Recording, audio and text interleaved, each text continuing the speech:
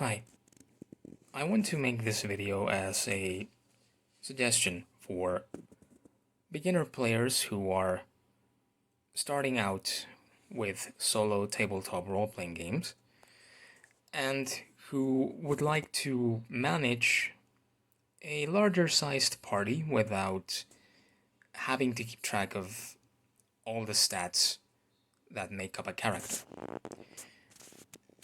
This suggestion relies on the concept of supply. Essentially, what we're doing is we are abstracting our companions' endurance as if they were a sort of supply, more like a consumable item. First, let's look at the supply die concept.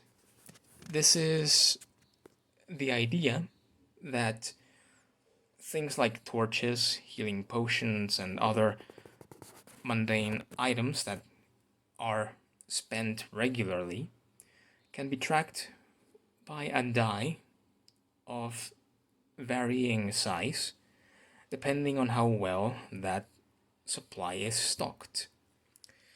So for things like torches, for example, you could have a stock of a D8. And when you want to see if supplies are running low or not, you roll the die, and if the die lands on a number other than 1, the supply is fine. But the next time that supply is checked, the threshold of that supply running low increases.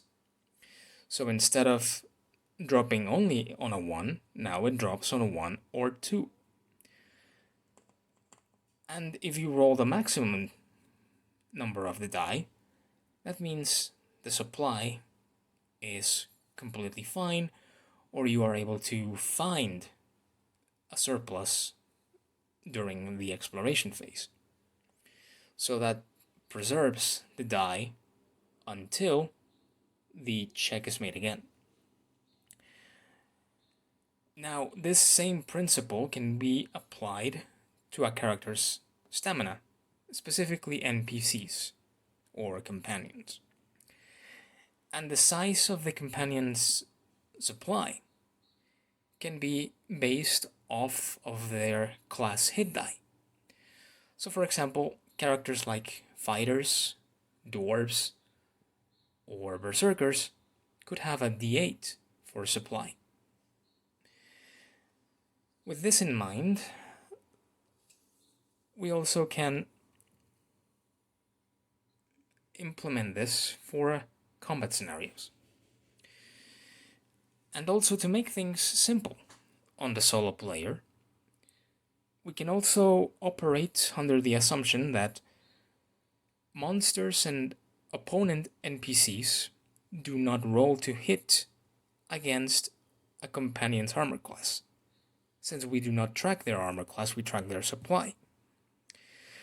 So if the monster always hits, that means our companion will trigger a sort of saving throw with their supply. In this example, if a goblin attacks our character, the NPC performs their saving throw based on their hit die. And we apply the same principle as before. The die landed on a 3, so this could symbolize the fighter taking the hit, and now next time they are forced to make a check, if the die lands on a 1 or a 2, then that is a more serious hit, and their D8 supply becomes a D6. And once it becomes a D6, the die resets. So now this D6 only burns on a 1. And we will continue to throw dice like this until our character drops to the lowest die. And once this die lands on a 1, the character is retired. You could interpret that as the character dying outright, or just falling unconscious until someone heals them.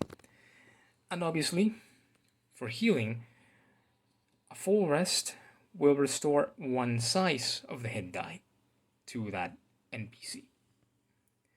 Essentially, keeping your companions useful, but without giving them excessive health points, or without having to keep track of individual armor class. So in short, you abstract your companion's endurance by the size of their hit dice. And this hit die can also improve depending on the class. For example, a rogue usually starts with only a d4 as their hit die. But if they are sufficiently experienced, or if they have enough experience, you could rule that they go up to a d6, and maybe this is their cap. Maybe this is the highest size of die that they will get. And maybe the same could apply for very powerful wizards.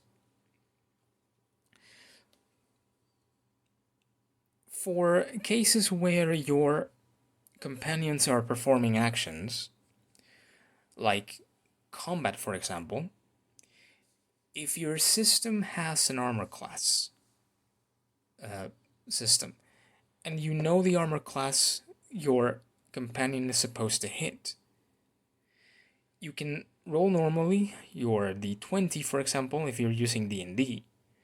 You can roll the d20, and let's say this is a goblin with a 13 armor class. The die landed on a 4, so that's a miss. That's okay. The important part comes when your NPC companion is being attacked by another NPC. So instead of having to keep track of their individual stats, again, just use their supply. Hopefully this will streamline combat, but will keep it risky enough so that your NPCs also need to watch out for their own health.